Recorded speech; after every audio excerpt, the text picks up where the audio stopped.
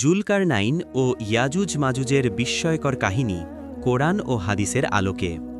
ইয়াজুজ মাজুজ কারা? ইয়াজুজ ও মাজুজ দুটি জাতি। কোরআন মাজিদে তাদের বিস্তারিত বর্ণনা নেই, তবে হাদিস শরীফে বলা হয়েছে তাদের নাক চ্যাপ্টা, ছোট ছোট চোখ বিশিষ্ট। ঐতিহাসিক বর্ণনায় পাওয়া যায় তারা এশিয়ার উত্তর পূর্বাঞ্চলে বাস করত। সেই সময় থেকেই সভ্য দেশগুলোর উপর হামলা করে লুটতরাজ চালাত। মাঝে মাঝে তারা ইউরোপ ও এশিয়ার দিকে ঝাঁপিয়ে পড়ে ধ্বংসযজ্ঞ চালাত। বাইবেলের আদি পুস্তকের 10ম অধ্যায়ে তাদেরকে বলা হয়েছে তারা নূহ আলাইহিসসালামের পুত্র ইয়াফিছের বংশধর। মুসলিম ঐতিহাসিকরাও এ মতের সাথে একমত। অনেকে বলেন রাশিয়া ও উত্তর চীনের দিকে তাদের অবস্থান ছিল। ওই অঞ্চলে কিছু উপজাতি রয়েছে যাদের চরিত্র ইয়াজুজ মাজুজের সাথে মিলে যায়। তারা তাতারি, মঙ্গল, হুন এবং সেথিন নামে পরিচিত। ইতিহাসে জানা যায় তাদের আক্রমণ থেকে আত্মরক্ষার জন্য কক্কেশাসের দক্ষিণাঞ্চলে দরবন্দ ও দারিয়ালের মাঝখানে একটি প্রাচীর নির্মাণ করা হয়েছিল। ইসরায়েলি ঐতিহাসিক ইউসিফুল মনে করতেন তারা সেথিন জাতি, আর তাদের এলাকা কৃষ্ণ সাগরের উত্তর ও পূর্ব দিকে অবস্থিত ছিল।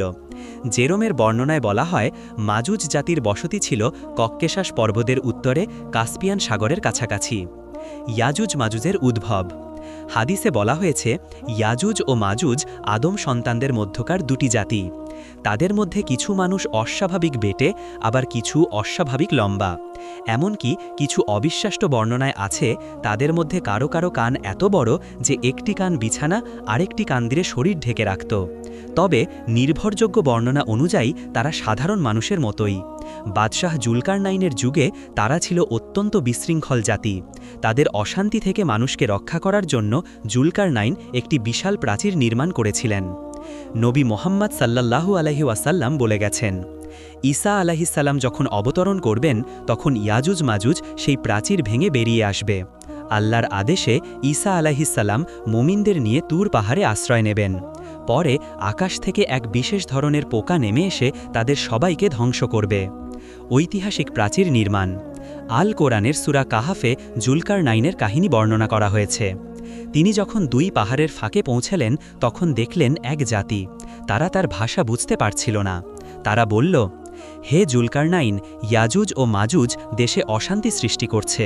আপনি কি আমাদের হয়ে একটি প্রাচীর বানাবেন? আমরা আপনাকে এর বিনিময়ে পারিশ্রমিক দেব। জুলকারনাইন বললেন, আমার পালনকর্তা আমাকে যে সামর্থ্য দিয়েছেন তাই যথেষ্ট। তোমরা শুধু শ্রম দিয়ে আমাকে সাহায্য করো, আমি তাদের এবং তোমাদের মাঝে একটি শক্ত প্রাচীর বানিয়ে দেব। তিনি আদেশ দিলেন, তোমরা লোহার পাত এনে দাও। লোহার পাত দিয়ে ফাঁক পূর্ণ করা হলো। তারপর তিনি বললেন, হাঁপড়ে দম দাও। আগুনে উত্তপ্ত হলে তিনি গলিত তামা এনে তার উপর ঢেলে দিলেন। ফলে ইয়াজুজ মাজুজ প্রাচীরের ওপর উঠতে পারল না, ভাঙতেও পারল না। সূরা কাহাফ আয়াত 92 থেকে 97। জুলকারনাইন কে ছিলেন? তিনি ছিলেন এক সৎ, ঈমানদার বাদশাহ। প্রসিদ্ধ মতে তিনি নবী ছিলেন না। পৃথিবীর প্রাচ্য পাশ্চাত্য ভ্রমণ করায় তাকে বলা হয় জুলকারনাইন। অনেকে ভুল করে আলেকজান্ডারকে জুলকারনাইন মনে করেন, কিন্তু তা সঠিক নয়। কারণ আলেকজান্ডার ছিলেন কাফের আর জুলকারনাইন ছিলেন মুমিন। এছাড়া তাদের মাঝে প্রায় 2000 বছরের পার্থক্য রয়েছে।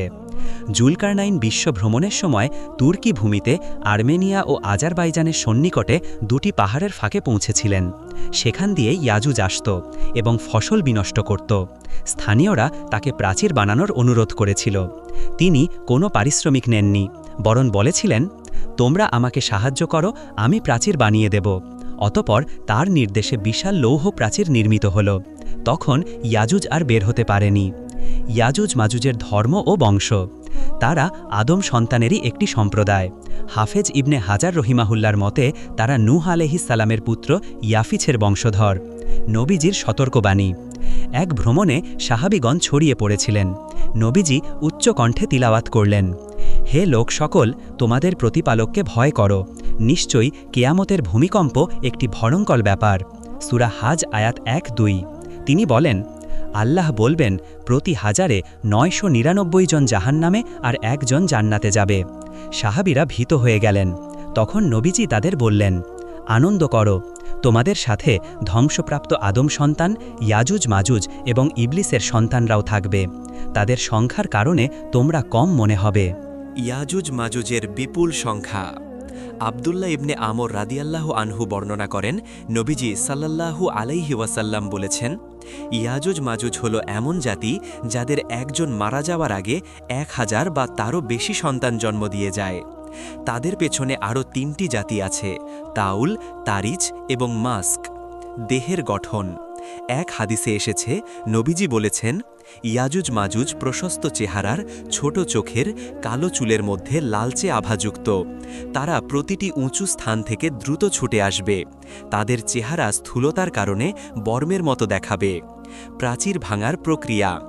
জুলকারনাইনের বানানো প্রাচীরের কারণে বহু যুগ ধরে তারা দুনিয়ায় আসতে পারেনি, তবে প্রতিদিনই তারা চেষ্টা করে। রাসূলুল্লাহ সাল্লাল্লাহু আলাইহি ওয়াসাল্লাম বলেছেন, প্রতিদিন তারা প্রাচীর খোঁড়াখুড়ি করে। যখন প্রায় শেষ করতে পারে তখন বলে, আজ অনেক কাজ হলো, বাকিটা আগামীকাল করব। পরের দিন গিয়ে দেখে প্রাচীর আবার আগের মতো শক্ত হয়ে গেছে। অবশেষে যখন আল্লাহ তাদের বের হওয়ার অনুমতি দেবেন, তখন তারা বলবে, আজ চল, আল্লাহ চাইলে কাল আমরা পূর্ণ করব। পরদিন তারা সত্যিই পূর্ণ করবে এবং বেরিয়ে আসবে। তারা ঘরবাড়ি ধ্বংস করবে, সমুদ্রের পানি পান করে শেষ করবে, এমনকি আকাশের দিকে তীর ছুড়বে। তীর রক্তমাখা হয়ে ফিরে আসবে। তিরমিজি, মুসনাদে আহমদ, মুস্তাদরাকে হাকিম। উপসংহার। ইয়াজুজ মাজুজ কাহিনী মানবজাতির ইতিহাসে ভয়ঙ্কর সতর্কবার্তা। তারা এখনও প্রাচীরের আড়ালে আছে। আল্লাহ যখন ইচ্ছা করবেন তারা বেরিয়ে আসবে। তখনই ঘটবে আল্লাহর নির্ধারিত কেয়ামতের ঘটনা।